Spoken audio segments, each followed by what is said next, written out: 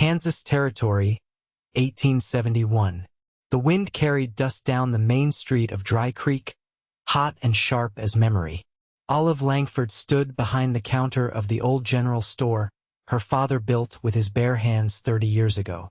Now it was hers, and the only thing keeping her from falling apart.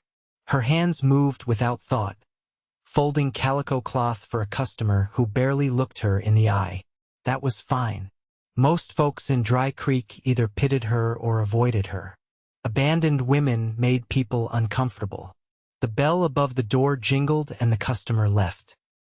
Olive set the folded cloth aside and leaned on the counter, glancing at the back room where her 2 children, Eliza and Everett, were napping on a cot. Their soft breaths were the only peace she had these days.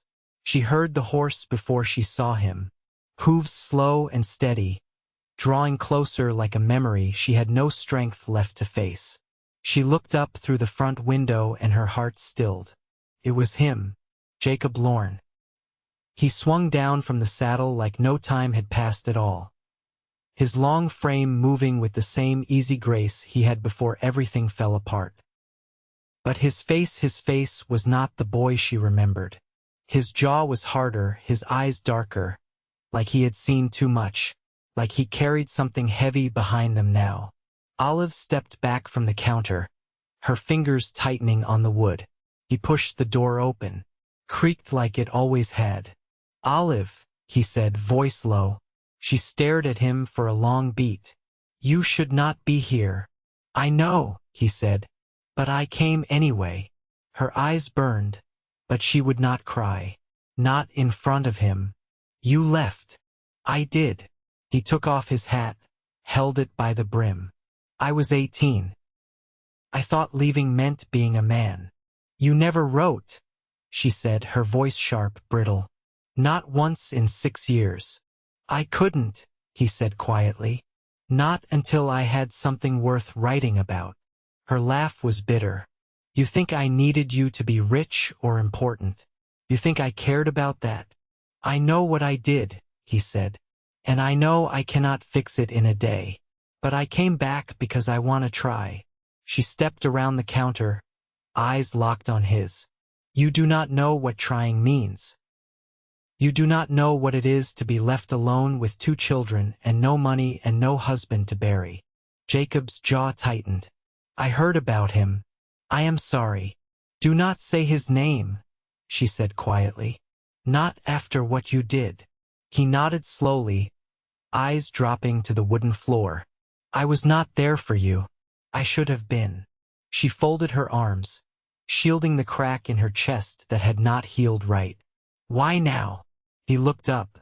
"Because I could not stop thinking about you. Because I heard what happened and I had to see for myself. Because you were the only thing I ever wanted, and I was too stupid to stay." Silence stretched between them, thick and heavy. A soft cry came from the back room. Olive turned before she could stop herself, disappearing into the back and returning with Everett in her arms and Eliza trailing sleepily behind her. Jacob's eyes softened the moment he saw them. "They are 5, Olive said, her voice quieter now. "He died the spring they were born." Jacob knelt down slow, his eyes level with Eliza's. "Hello," he said gently. She blinked up at him. "Are you a cowboy?" He smiled. "Yes, ma'am." "Do you shoot bandits?" "Sometimes," he said, "but only the bad ones." Everett reached for his mother's braid and Olive shifted him on her hip. "They do not need anyone confusing them." Jacob stood. "I would never." Olive looked at him hard. "You are not staying." "I got work up north of here," Jacob said. "Cattle drive. But I thought maybe I could stop through now and then. Help out." She laughed again, short and joyless. "You think you can just saddle up and play the hero now?" He stepped closer, voice low. "No. I think I can start by carrying flour sacks and fixing your roof." She hated how her stomach turned at the nearness of him. Hated how her heart remembered the boy who used to bring her wildflowers and call her sunshine, even on her worst days. But he had left. and people who left did not get to come back. Still, she looked past his shoulder and saw his horse tied up neatly, his saddle worn and sun-bleached. He had come a long way, and he looked tired. "You can sleep in the barn," she said finally. "One night." He nodded once. "Thank you." She turned away before he could see her hand tremble. That night, after the children were asleep and the moon hung low over the plains, Olive stepped onto the porch with a blanket over her shoulders. Jacob sat on the edge of the porch steps, elbows on his knees, looking out at the stars. She sat beside him without a word. "I never stopped thinking about you," he said after a long silence. She did not look at him. "You were just a boy. I am not anymore." She turned then, looked at him in the silver moonlight. "Prove it." He nodded, quiet. "I will." And for the first time in 6 years, she let herself hope. Just a little. The morning light broke soft over the plains, casting a pale wash across the worn boards of the porch. Olive stood at the pump behind the store, sleeves rolled to her elbows, drawing water into a tin basin. The pump handle groaned with each pull. Her hands ached from years of work that hadn't let up since the day she buried her husband. But she didn't pause. Routine was a comfort she understood. Jacob came around the corner just as she set the basin on the chopping block. His shirt sleeves were rolled, his hair still damp from the creek. He carried a length of rope and a small coil of wire in one hand. "I patched the fence behind the chicken run," he said, setting the tools down. "The latch was splitting too. Found a plank in the barn and fixed it." She dipped a rag in the water. "You didn't need to. Didn't figure you'd stop me." She wrung the cloth out slowly. "You planning to work through the whole place before sunsets?" He shrugged. "It needed doing." She handed him the rag. "Then wash your hands before you track barn dirt through my store." He rubbed the cloth over his hands, quiet a moment. "Eliza asked me this morning if I ever got scared of the dark." Olive looked up, surprised. "What did you say?" "I told her sometimes I still do, and that's all right." She paused, unsure of what to make of that. "You don't need to make yourself into someone they can lean on." "I'm not making anything up," he said. "They're good kids. They ask honest things." She turned back to the basin. "They've never known anyone to stay. I'm not riding out tomorrow." She stilled. "You said you had work." "I did.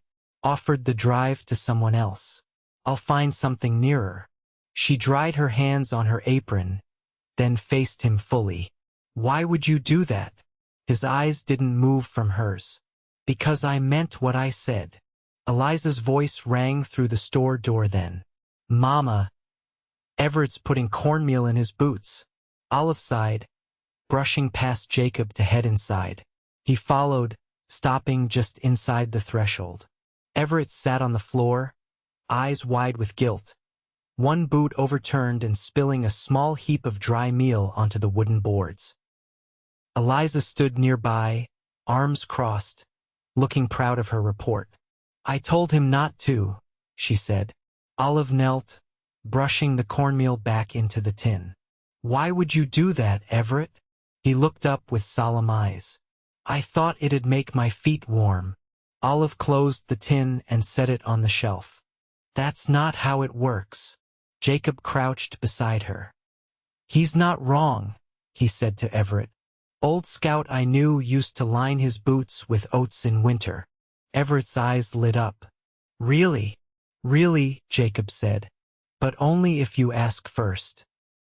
And only when it's cold enough to freeze your breath." Olive stood slowly, watching the way Jacob spoke to Everett not like he was small, but like he was worth listening to. "I'll clean it up," Jacob said, reaching for the broom. She nodded once and returned to the counter.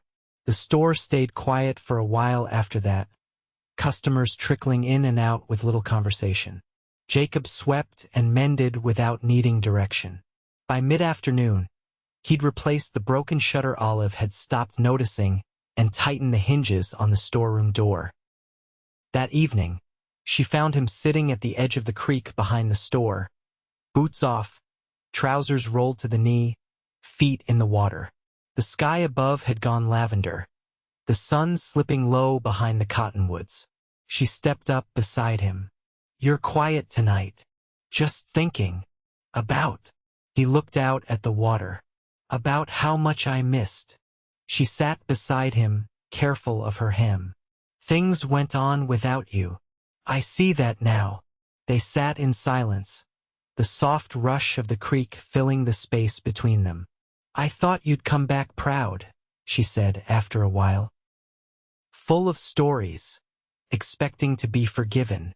I was proud, when I was young, but that pride burned off somewhere between Abilene and Cheyenne, and it didn't leave much behind." She studied his profile, the strong line of his jaw, the crease at the corner of his eye. "You don't look like someone who left for good." "I'm not." The quiet stretched again, but this time it felt easier. "You never asked about my husband," she said. "I figured if you wanted to tell me, you would." She nodded, grateful. "He was kind, steady. Not reckless like you." "That why you married him?" "I married him because I was carrying 2 children and had no one else." Jacob turned to her, his voice low. "That's honest. I didn't love him the way he wanted, but I was grateful. And after he passed, I saw what he left me. A name for the children, a roof, and a chance." Jacob looked down at the water, his expression unreadable. "I don't deserve to ask, but I will anyway. Can I stay?" She didn't answer right away. The sun dipped fully below the trees, casting a golden hue across the water. "You can stay," she said at last. "But you'll have to earn every bit of trust you lost." He met her eyes. "I intend to." She stood first. He followed. The path back to the store was lit by the last light of day, and for the first time, she didn't walk ahead of him. They walked side by side, with the distance between them smaller than it had been in years. The next week brought rain, a steady, soaking kind that turned the dry Kansas soil to mud and made the roof above the store groan at night. Olive kept a kettle warm on the back stove and the children indoors, schooling them at the kitchen table with charcoal and paper scraps. Jacob split firewood under the lean-to and strung a canvas over the porch to keep the front dry. He didn't ask for direction. He didn't linger when she didn't speak. But he was there every morning, every dusk, like he meant to be. On Wednesday, the traveling tinker arrived with his cart full of tin goods and combs, and Olive traded him a bolt of muslin for a new kettle. Jacob saw to the mule's hoof while the man bartered. After the tinker left, Olive found her old kettle scrubbed clean and resting beside the door, a dent hammered smooth. That night, after the children were put to bed and the wind had quieted, she found Jacob sitting at the workbench in the storeroom, mending a cracked chair leg with a strip of rawhide. His hands, rough and steady, worked without hesitation. "You always fix what's broken?" she asked, leaning against the doorframe. "Sometimes," he said. "Sometimes it takes more than a little glue and leather." She stepped inside. "Seems like you're determined to stay useful." "I've wasted enough years doing nothing that mattered." She crossed her arms. "You think mending chairs is penance?" "No," he said, setting the chair aside. "I think it's a place to start." She studied him a moment, then pulled a folded cloth from her apron pocket. "Eliza's dress tore at the hem. I've been too busy to see to it." He took it wordlessly, laying it across his knees.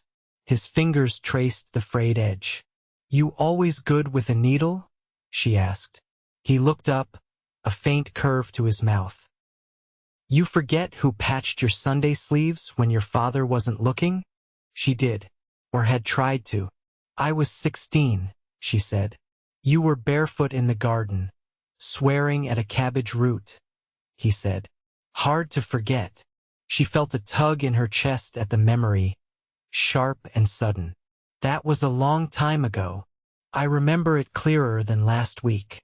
She leaned against the table, watching him thread the needle with practiced ease. Why didn't you come back sooner? His hands paused, then moved again, slower. Because every time I started to turn back, I thought about seeing your face when you realized I'd left. And I didn't know if I could live through that again. She didn't speak. The silence pressed close. I thought you'd moved on, he said, eyes fixed on the hem. I figured you'd found someone steadier, someone better. I didn't need better, she said. I needed someone who stayed. He nodded. I know that now.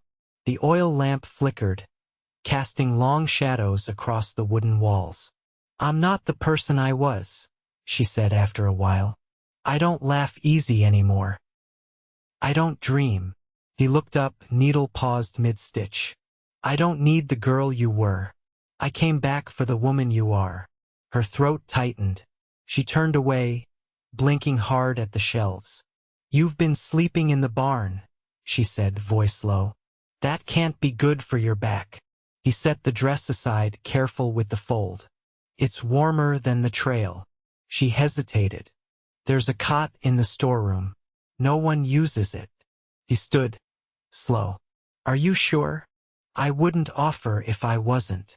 He nodded, then glanced toward the back hall. I'll bring my things in after the children are asleep.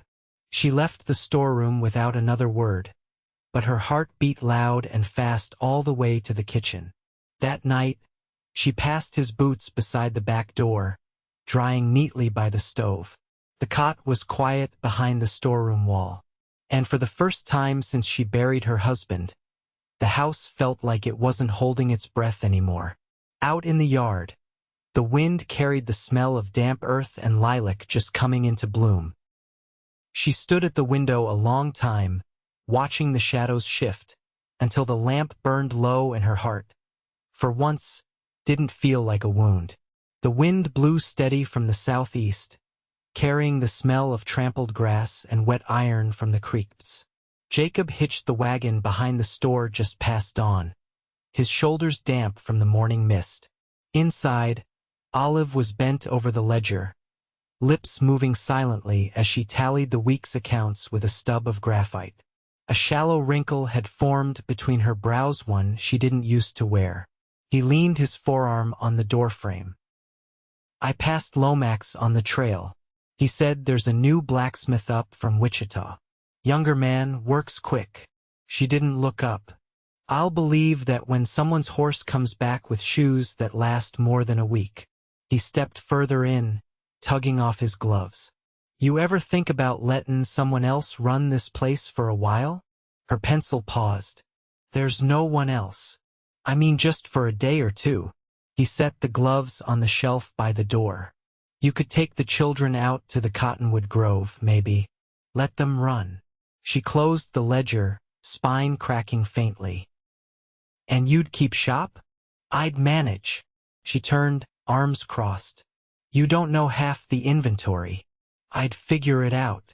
Olive studied him for a long moment. You always been this sure of yourself? No, he said. But I've learned not to wait for someone to give me permission to do right. She stepped around him, reaching for a wrapped parcel beneath the front counter. This needs to go to the widow Mathers. She's too proud to ask, but she's been short on flour since the snowmelt ruined her stores. He took the parcel without question. I'll see to it. And don't linger. She'll try to trade you pickled beets and pretend it's fair. He grinned. I'll be polite. As the door closed behind him, Olive ran a hand over the counter's edge. It wasn't that she didn't trust him, but trusting someone again felt like standing too close to a fire after you'd already been burned. By the time he returned, the sky had cleared and the streets had taken on that early spring brightness, where even the mud looked like it meant something. Eliza was crouched behind the store, drawing in the dirt with a stick, while Everett sat beside her with 2 marbles and a pine cone, deep in some invention. Jacob crouched beside them. You too busy building a fort? Eliza shook her head. It's a trap. For what? Coyotes. Or bandits. Or anyone mean. Everett nodded solemnly. You can help, but only if you know how to tie good knots. Jacob tugged the rope from his saddlebag and showed them a quick loop hitch. That one won't slip, even in rain. Eliza's eyes widened. Can you make one that catches ankles? Only if you don't mind waiting quiet for a long time. They set to work, and Olive watched through the back window, one hand resting on the sill. It had been months since she'd seen them that focused without squabbling. Later, when the sun hung low and gave everything a golden edge, they sat on the porch, Olive and Jacob with mugs of chicory coffee, gone lukewarm between their hands. The children were inside, their laughter drifting faint through the open window. You ever think you'd come back to this? She asked, not looking at him. No, he said, but I never stopped picturing it. The silence stretched, soft now, not strained. I didn't know how to raise them on my own, she said. I pretended well enough for them, but every time one of them cried in the night, I thought, what if I get it wrong? You didn't. I might have. He shifted, his shoulder brushing hers. You didn't. They're warm and they're curious. They feel safe enough to build traps for bandits. That's no small thing. She let the corner of her mouth lift, just slightly. You think that's the mark of good mothering? I think it's the mark of a home.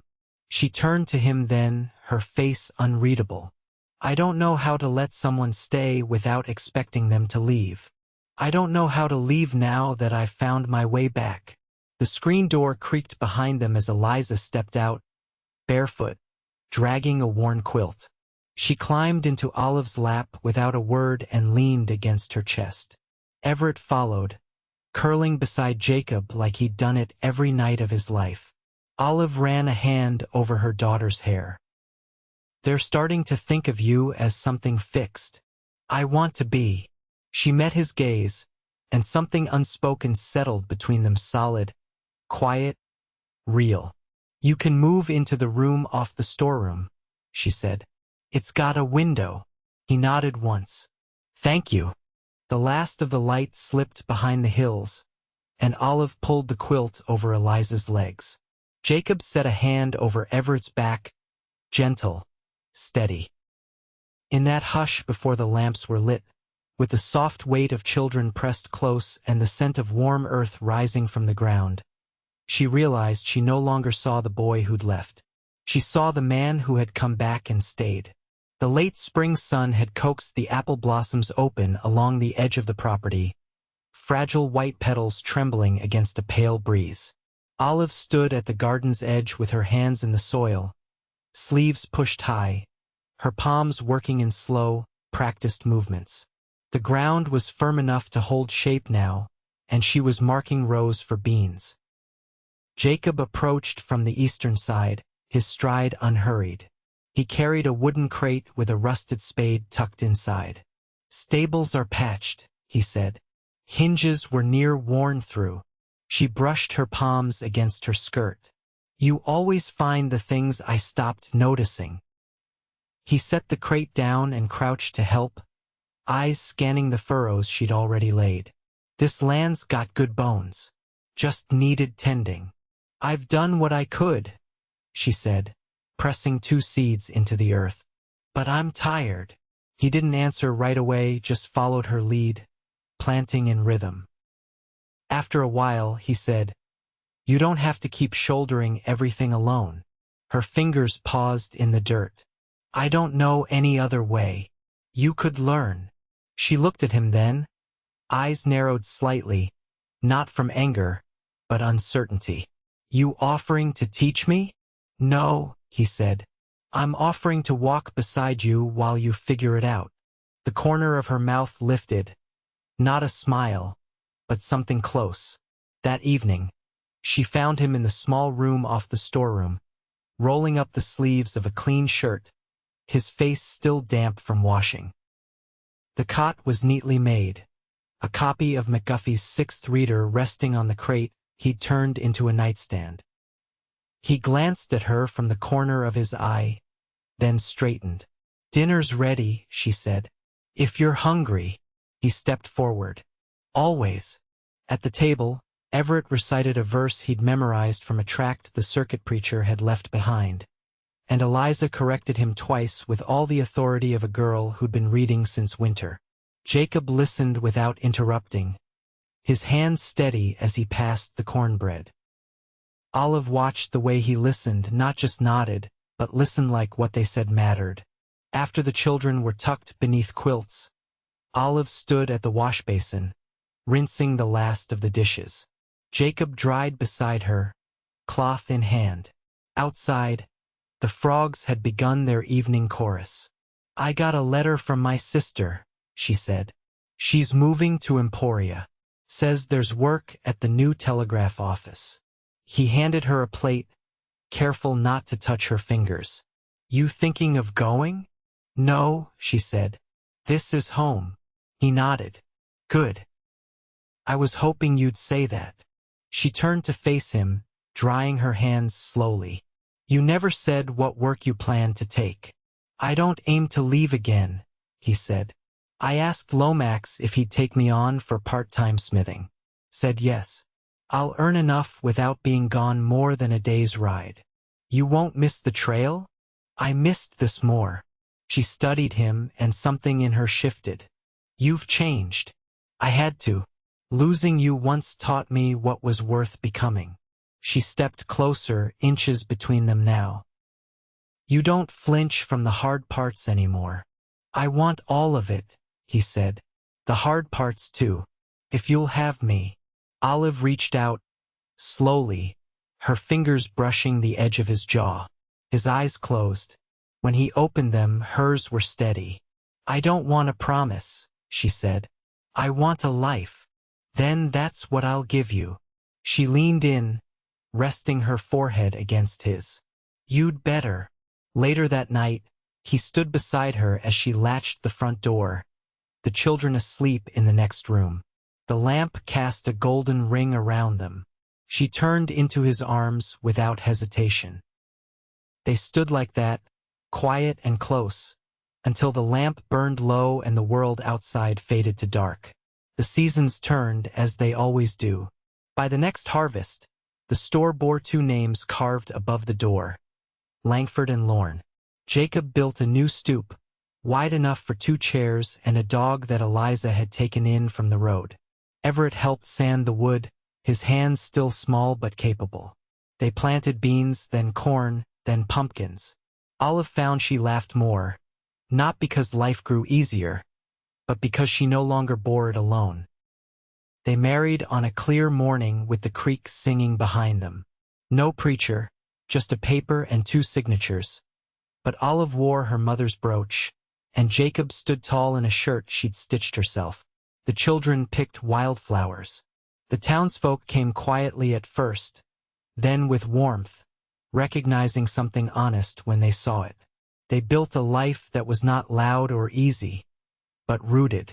Every evening brought them back to the same table, the same porch, the same shared breath beneath the stars. And when the nights grew cold and the wind spoke of winter again, they drew close not from fear, but from the comfort of knowing they'd weather it together. Always.